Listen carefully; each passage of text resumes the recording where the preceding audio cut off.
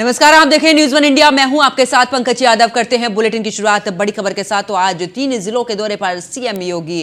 Greater Noida, Ghaziabad, Meerut दौरे पर मुख्यमंत्री योगी आदित्यनाथ सुबह 11 बजे ग्रेटर नोएडा पहुंचेंगे सीएम योगी। ग्रेटर नोएडा के झाझर ककोड़ में करेंगे जनसभा। दोपहर 2:20 पर मेरठ के लिए रवाना होंगे और मेरठ में भी जनसभा करेंगे। दोपहर 3:45 पर गाजियाबाद में करेंगे जनसभा। तो इस वक्त की बड़ी खबर आपको बता रहे, जहां पर बता दें कि मुख्यमंत्री योगी आदित्यनाथ का 3 जिलों का दौरा है। इस जिलों की अगर बात करें तो ग्रेटर नोएडा, गाजियाबाद, मेरठ दौरे पर मुख्यमंत्री योगी आदित्यनाथ रहने वाले हैं। सुबह 11 बजे ग्रेटर नोएडा पहुंचेंगे सीएम योगी। ग्रेटर नोएडा के झाझर ककोड़ में करेंगे जनसभा। दोपहर 2:20 पर मेरठ में जनसभा होगी और दोपहर 3:45 पर गाजियाबाद में जनसभा करेंगे। और इन 3 जिलों में बीजेपी के जो प्रत्याशी हैं उनके पक्ष में जनता से वोट करने की भी अपील करेंगे। मुख्यमंत्री योगी आदित्यनाथ की तरफ से लगातार ताबड़तोड़ दौरे इस दौरान किए जा रहे हैं। और ऐसे में अगर आज की बात करें तो ग्रेटर नोएडा, गाजियाबाद, मेरठ, ये 3 जगहों पर मुख्यमंत्री योगी आदित्यनाथ का दौरा है। सुबह 11 बजे ग्रेटर नोएडा पहुंचेंगे मुख्यमंत्री योगी आदित्यनाथ। ग्रेटर नोएडा के झाझर ककोड़ में जनसभा को संबोधित करेंगे। दोपहर 2:20 पर मेरठ में करेंगे जनसभा। इसके अलावा बात करें दोपहर 3:45 पर गाजियाबाद में जनसभा करेंगे मुख्यमंत्री योगी आदित्यनाथ। 3 जिलों के दौरे पर मुख्यमंत्री योगी आदित्यनाथ और इस दौरान ग्रेटर नोएडा, गाजियाबाद और मेरठ के दौरे पर। और आपको बता दें कि जिस तरीके से लगातार चुनाव प्रचार चल रहा है और बीजेपी की तरफ से 80 लोकसभा सीट जीतने का लक्ष्य रखा गया है, ऐसे में मुख्यमंत्री योगी आदित्यनाथ ने खुद कमान संभालते हुए लगातार ताबड़तोड़ दौरे कर रहे हैं। और बात करें ग्रेटर नोएडा की तो बीजेपी प्रत्याशी महेश शर्मा के पक्ष में जनता से अपील भी करेंगे।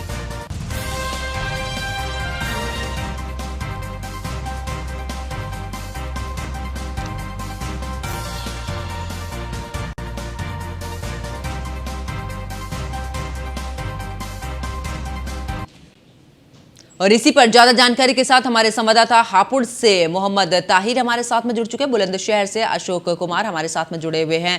शुरुआत करेंगे बुलंदशहर से। अशोक, अगर बात करें मुख्यमंत्री योगी आदित्यनाथ के ताबड़तोड़ दौरे, यानी कि दूसरे चरण के चुनाव के लिए जिस तरीके से चुनाव प्रचार अब शुरू हो चुका है, उसी के तहत मुख्यमंत्री की तरफ से लगातार दौरे हैं, क्या कुछ जानकारी इसको लेकर? बिल्कुल, आज मुख्यमंत्री करीबन 11 बजे आज लोकसभा गौतम बुद्ध नगर की ककोड़ में पहुंचेंगे। सिकंदराबाद विधानसभा के में एक जनसभा होगी। 11 बजे उनका प्रोग्राम रखा गया है। देखा जाए तो ये ठाकुर वोटरों को साधने की कोशिश की जाएगी, क्योंकि पश्चिमी उत्तर प्रदेश में ठाकुर जो वोट है वो लगातार नाराजगी अपनी जाहिर कर रहा है और उनको साधने की, मनाने की कोशिश की जाएगी मुख्यमंत्री योगी आदित्यनाथ द्वारा। करीबन 11 बजे ककोड़ में उनकी जनसभा होगी और गौतम बुद्ध नगर से जो सांसद हैं डॉक्टर महेश शर्मा के पक्ष में वोट की अपील करेंगे। कहीं ना कहीं लगातार दौरे पे दौरे हो रहे हैं और इस तरीके के पश्चिमी उत्तर प्रदेश में लगातार ठाकुरों की नाराजगी देखी जा रही है। उनका एक जो साटा इलाका है हापुड़ धोलाना क्षेत्र में एक सम्मेलन 17 तारीख में हुआ था। तमाम चीजों को देखी जाए तो ठाकुर वोट को नाराजगी है, क्योंकि वहां का जो ठाकुर वोट है वो बीएसपी के उम्मीदवार को वोट देने का ऐलान कर रहा है। तो कहीं ना कहीं सीएम योगी 11 बजे पहुंचेंगे। अब देखना होगा कि ठाकुर वोटरों को किस तरीके से समझाया जाता है, किस तरीके के उनको बताया जाता है। तो अब देखना होगा। जो उनका भी एक ठाकुरों का आरोप है कि जो हमें टिकट काटे गए हमारे और हमें कोई इस तरीके की सुविधा नहीं मिली, हमारे लोगों के जनप्रतिनिधियों के टिकट काटे गए। तो तमाम चीजों को मद्देनजर रखते हुए आज सीएम योगी ठाकुर के बेल्टों में आज ककोड़ क्षेत्र में एक जनसभा को संबोधित करेंगे और गौतम बुद्ध नगर के जो सांसद हैं तो महेश शर्मा उनके लिए अपील करेंगे। जी पंकज। बिल्कुल। और हापुड़ से हमारे संवाददाता मोहम्मद ताहिर हमारे साथ में जुड़े हुए हैं। मोहम्मद ताहिर, अगर बात करें गाजियाबाद के दौरे पर मुख्यमंत्री योगी आदित्यनाथ रहने वाले, ऐसे में जिस तरीके से जानकारी अशोक दे रहे थे कि ठाकुरों में एक अच्छा खासा रोज बीजेपी के खिलाफ है, ऐसे में अगर बात करें तो बीजेपी के लिए कितनी मुश्किल हो सकती है, क्योंकि इससे पहले भी मुख्यमंत्री दौरे पर रहे हैं और खास करके इस दौरान ठाकुरों को साधने की कोशिश?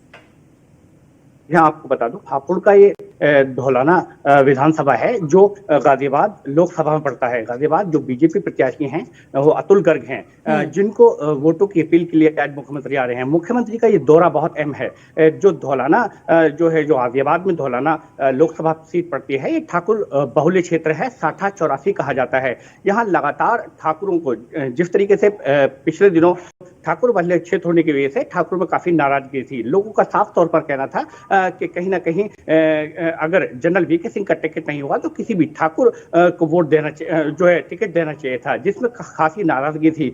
कल भी एक जो है जनसभा जो है ठाकुरों की तरफ से हुई थी, जिसमें कहीं ना कहीं जो है बीजेपी प्रत्याशी के विरोध की बात सामने आ रही है।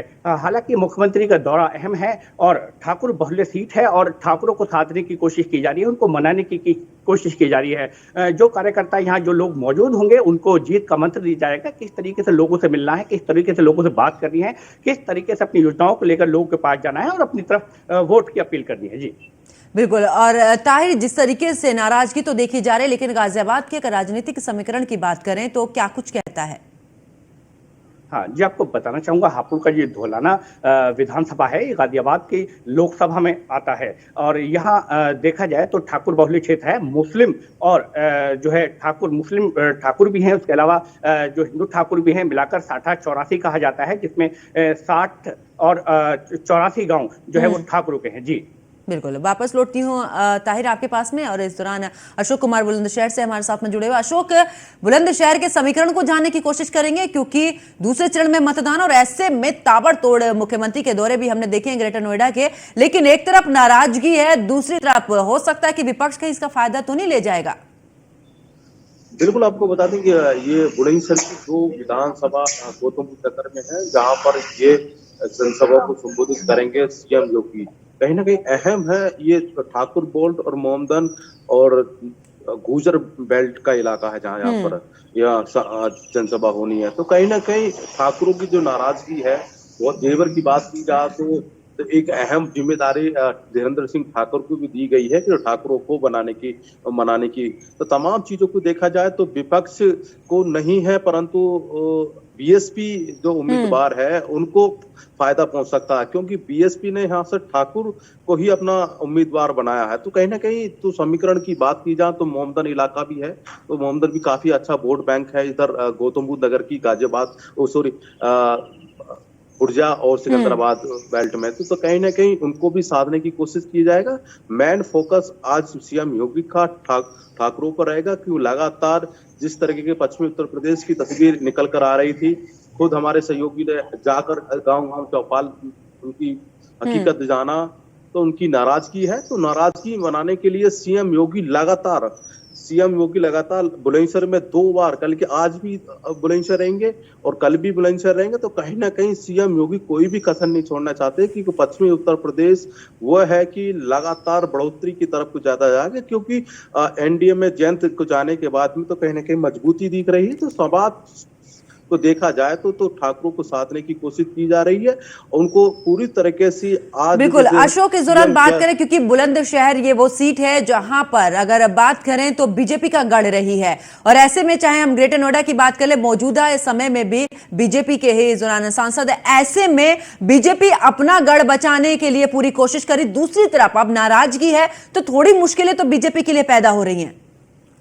कहीं ना कहीं जिस तरीके के एक गौतम बुद्ध नगर से जो सांसद हैं और प्रत्याशी हैं भारतीय जनता पार्टी के, डॉक्टर महेश शर्मा का एक वीडियो सोशल मीडिया पर वायरल हुआ था। वायरल वीडियो में खुद वो ठाकुरों से एक अपील कर रहे थे और कह रहे थे जो अपनों का नहीं हुआ तो वो अपने माँ बापों का नहीं होगा था। कहीं ना कहीं ठाकुरों को उनका सीधा संदेश था, कहने की जो अपने को नहीं हुआ तो वो माँ बापों को नहीं होगा था। कहीं ना कहीं जो अपनों का सम्मान नहीं करेगा तो माँ बापों का सम्मान नहीं करेगा। एक विवादित बयान था जिस तरह के सोशल मीडिया पर वायरल हुआ था। वायरल होने के बाद में कहीं ना कहीं सीएम इस तरीके के एक मैसेज ठाकुरों में फिर एक कहते हैं कि जिस तरीके के प्रत्याशी की तरफ एक आग बबूला होना, तो उस तरीके की कहीं नाराजगी थी उनकी, और नाराजगी अभी भी जाहिर है।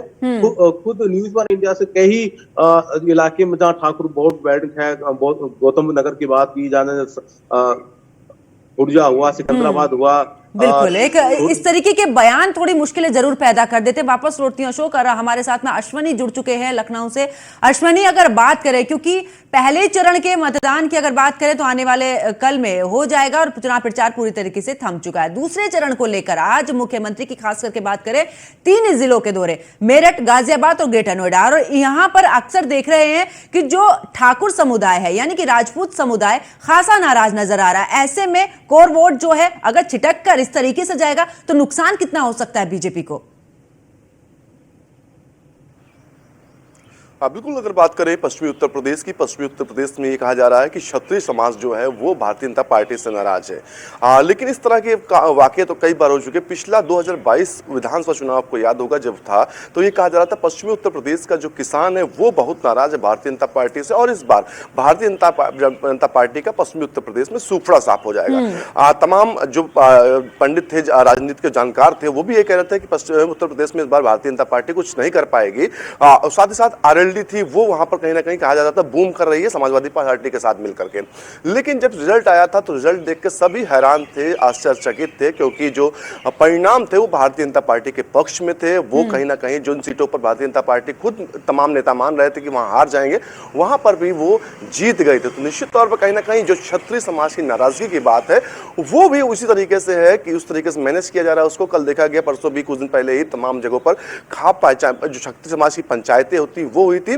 ज्यादातर पंचायतों ने फैसला लिया था कि वो भारतीय जनता पार्टी को ही वोट देंगे, क्योंकि लंबे समय से सवर्ण जाति, चाहे ब्राह्मण हो, चाहे क्षत्रिय हो या फिर वैश्य हो, ये भारतीय जनता पार्टी के कोर वोटर रहे हैं। और कहीं ना कहीं चुनाव दर चुनाव जब स्थितियां खराब थी भारतीय जनता पार्टी की, तब भी इस समाज ने कहीं ना कहीं भारतीय जनता पार्टी का साथ नहीं छोड़ा था। तो ऐसे में कहीं ना कहीं नाराजगी जरूर है, लेकिन नाराजगी को दूर करने की भी पूरी कोशिश की जा रही है। लेकिन अश्विनी, इस दौरान जिस तरीके से बयान आए हैं सामने, साफ तौर पर इस कोर वोटर्स का कहना है कि जिस हमारा जो ख्याल नहीं रखा जा रहा है, इसी वजह से अगर हम सरकार बनवा सकते हैं, हम कोर वोटर्स के रूप में आ सकते हैं, तो हम मतदान नहीं भी कर सकते, हम पक्ष में नहीं भी आ सकते हैं। अगर इस दौरान विपक्ष की तरफ से भी कोई अगर ठाकुर समुदाय से इस दौरान प्रत्याशी रहता है तो हम पूरा सहयोग करेंगे। तो थोड़ी मुश्किलें जरूर हो सकती हैं।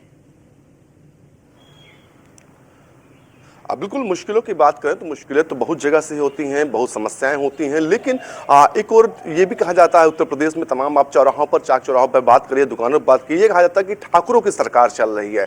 तो इन चीज़ों में कहीं ना कहीं दोनों में अंतर्भाव हो रहा है, दोनों में अलग अलग चीज़ें हो रही हैं। पश्चिमी उत्तर प्रदेश की स्थिति कुछ और है, पूर्वांचल की स्थिति कुछ और है, लेकिन इन सबके बीच कहीं ना कहीं उनको साधने की कोशिश, हर मुमकिन कोशिश की जा रही है। और कमान मुख्यमंत्री योगी आदित्यनाथ ने अपने हाथों में लिए पश्चिमी उत्तर प्रदेश के दौरे कर रहे हैं। और सबसे बड़ी बात होती है, जब बड़ा चुनाव होता है तो उस दौरान देखने को मिलता है कि आदमी कैंडिडेट से खुश नहीं होता है, आदमी जो लोकल लोग लीडरशिप होती है उससे खुश नहीं होता, स्टेट लेवल लीडरशिप खुश नहीं। लेकिन जब नरेंद्र मोदी की बात आती है तो कहीं ना कहीं लोग ये जरूर कहते हैं कि हम लोकल लीडरशिप से खुश नहीं, अपने प्रत्याशी से खुश नहीं है, लेकिन प्रधानमंत्री जो है उनके नाम पर हम वोट दे रहे हैं। तो ये अभी स्थिति आनी बाकी है, क्योंकि जब मुख्यमंत्री योगी आदित्यनाथ जाएंगे तो कहीं ना कहीं जो बदलाव है वो जरूर दिखाई देगा। क्योंकि इससे पहले भी देखा गया था, जब नाराजगी की बातें जहां पर हुई वहां पर गृह मंत्री अमित शाह, साथ ही साथ मुख्यमंत्री ने कमान संभाली थी, और दोनों ने ऐसी बेहतरीन कमान संभाली थी कि जब रिजल्ट आए थे तो कहीं ना कहीं विपक्षी पार्टियां ध्वस्त हो गई थी, कहीं ना कहीं विपक्षी पार्टियां सोचने मजबूर हो गई थी कि आखिर उनसे कमी कहां रह गई। तो ये अब अभी थोड़ी चीजें हैं, जरूर है, नाराजगी है, उनको दूर करने की लोकल लीडरशिप है उसको भी लगाया गया है। साथ ही साथ जो क्षत्रिय समाज से बड़े लीडर आते हैं, नेता आते हैं भारतीय जनता पार्टी, उनसे भी कहा गया कि आप पश्चिमी उत्तर प्रदेश फोकस करिए और वहां पर जाकर के बाकायदा जो नाराजगी है उसको दूर करने का काम करिए।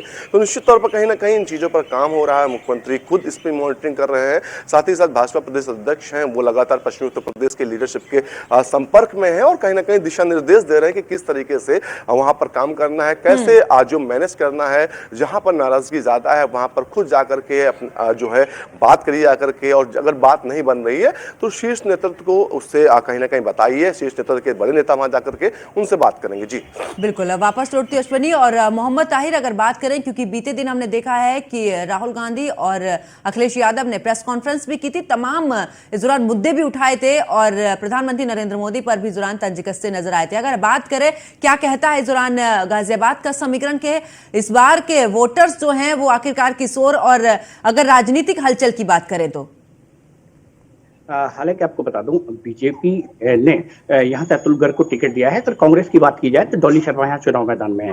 हालांकि अगर बीएसपी की बात की जाए तो बीएसपी से नंद किशोर पुंडीर जो है वो चुनाव मैदान में है और तीनों ही अपनी अपनी जीत के दावे कर रहे हैं। हालांकि जो आपको बता दूं, जो दौलाना विधानसभा की हापुड़ की जो सीट है, यहाँ बात की जाए तो जो है ठाकुर बहुल्य क्षेत्र है, और ठाकुरों की नाराजगी को देखते हुए जिस तरीके से मुख्यमंत्री दौरा कर रहे हैं और अपने शीर्ष नेताओं को लोगों से मिलने की बात की जा रही है, जो लोग नाराज हैं उनको साधने की कोशिश की जा रही है। इसके अलावा बात की जाए तो करीब यहाँ 29 लाख वोटर हैं जो अपनी जो है वोट का इस्तेमाल करेंगे। हालांकि जो मुख्यमंत्री है यहाँ आकर कहीं ना कहीं समीकरण बदलने की जो बात की जा रही है, जो अपने पक्ष में वोट करने की बात की जा रही है, मुख्यमंत्री के आने के बाद जो है कहीं ना कहीं वोट का समीकरण जो है बदल जाएगा। जिस तरीके से लोगों की नाराजगी है जो है वो खत्म हो जाएगी। जी बिल्कुल, वापस लौटती हूँ मोहम्मद ताहिर और अशोक। अगर बुलंदशहर की बात करें, क्या कहता है समीकरण?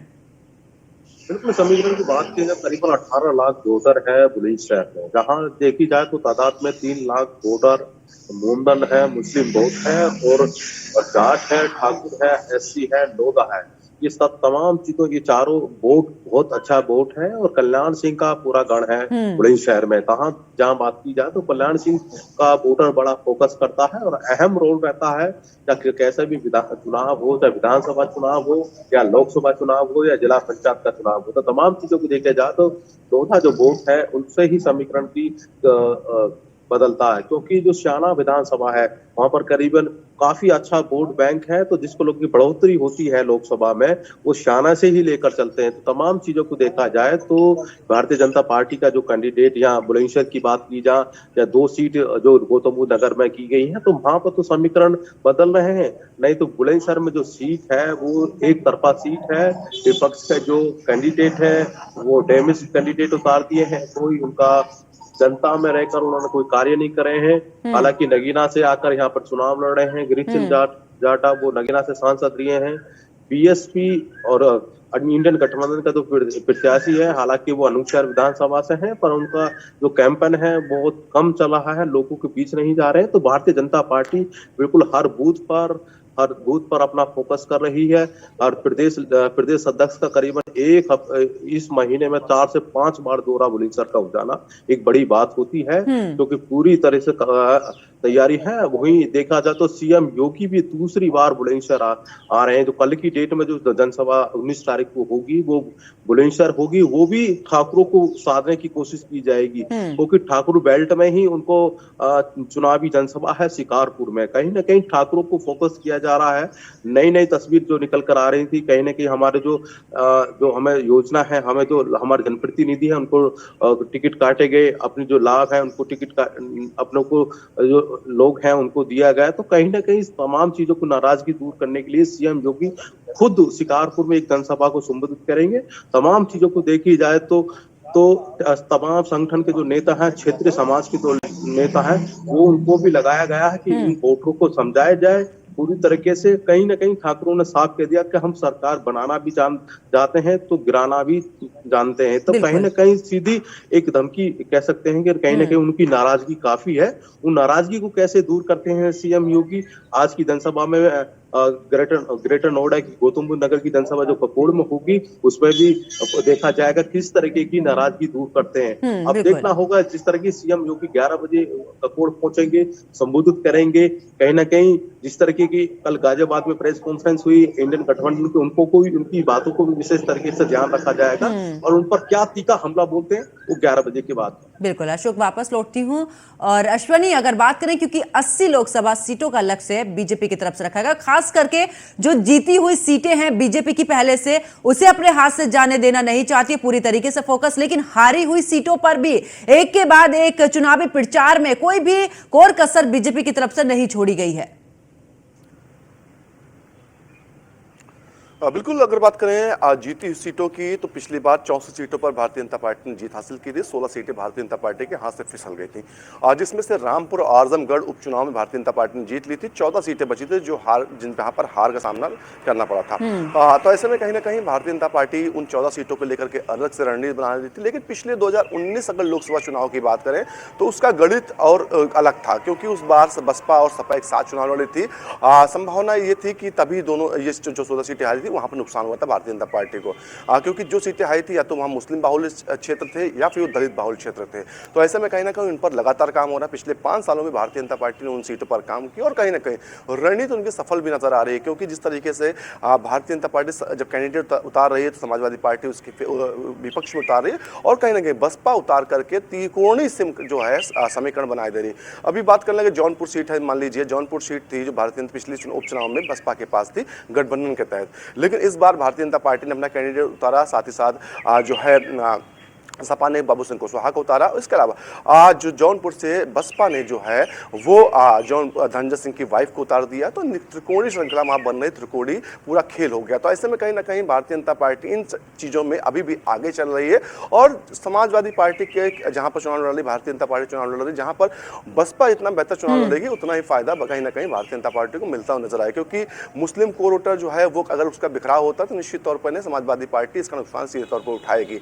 अब देखना होगा हालांकि जो वोटर है वो अंतिम समय में क्या करता है, लेकिन जो अभी तक स्थितियां बन रही हैं वो ये बन रही है कि 14 सीटें जो हारी हुई सीटें थी उनके लिए रणनीति अलग तैयार की गई थी, अलग से उन पर काम किया गया था और रणनीति के तहत ही कैंडिडेट्स उतारे गए। तमाम जगहों के हारी सीटों पर कैंडिडेट बदले भी गए थे हैं। तो ऐसे में कहीं ना कहीं वहां पर देखना होगा कि नया कैंडिडेट जो है वो कितना मुफीद होता है, कितना कारगर साबित होता है पार्टी के लिए, क्या वाकई में वो जीत सकता है या फिर सिर्फ एक प्रयोग के रूप में उसको किया गया। लेकिन जो है भारतीय जनता पार्टी उसने लंबे समय तक वहां रिसर्च किया और रिसर्च के बाद ही कैंडिडेट वहां पर उतारा है। जी बिल्कुल। और अश्वनी, अगर अब बात करें, क्योंकि विपक्ष थोड़ा देरी से जागा है, देखा है कि ईद के बाद से ही जो है चुनाव प्रचार शुरू किया है, ताबड़तोड़ अब रैलियां भी कर रहे हैं, क्या जनता के बीच में उतनी पैठ बना पाएंगे? क्योंकि बीजेपी की तरफ से अगर बात करें तो बीजेपी ने लगातार दिग्गज जो हैं बीजेपी के, चाहे राजनाथ सिंह की बात कर लें, खुद प्रधानमंत्री नरेंद्र मोदी की बात कर लो, मुख्यमंत्री योगी आदित्यनाथ तो कमान संभाले हुए 80 की 80 लोकसभा सीटों पर। ऐसे में कितनी मुश्किलें हो सकती हैं, क्योंकि जनता के बीच में जाना एक अलग संदेश जाता है।